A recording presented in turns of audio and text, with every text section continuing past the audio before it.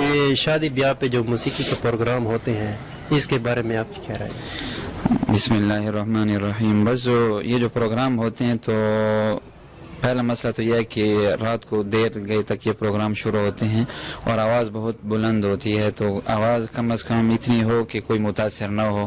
آس پاس علاقے ہوتے ہیں، کوئی ایسا آدمی ہوتا ہے جو مریض ہوتا ہے، یا خاص کر آج کل جو مسئلہ ہے پیپر آگے آنے والے ہیں تو اسپیشلی اسٹوڈنٹ اس سے بہت زیادہ متاثر ہوتے ہیں. رات میں بیٹھا تھا تو بہت بلند آواز سے موسیقی کی آواز سے گونج رہا تھا، تو ایسا نہیں ہونا چاہیے. اسٹوڈنٹ بھی ڈسٹرب ہوتے ہیں، مریض لوگ بھی ڈسٹرب ہوتے ہیں. ایک طرف اب ہم جو ہے ماشاءاللہ ریاست مدینہ کی طرف جا رہے ہیں، تو ریاست مدینہ سے تو ہم کو یہ سبق ملتا ہے کہ بھئی اگر آپ قرآن مجید کی تلاوت کر رہے ہیں اور آپ کے ساتھ کوئی آدمی نماز پڑھ رہا ہے تو آپ اپنی آواز کو پست کر دیں. اس طرح کوئی آدمی ذکر میں مشغول ہے تو آپ بلند آواز سے تلاوت نہ کریں تاکہ اس کے ذکر میں، اس کی نماز میں خلل نہ آئے.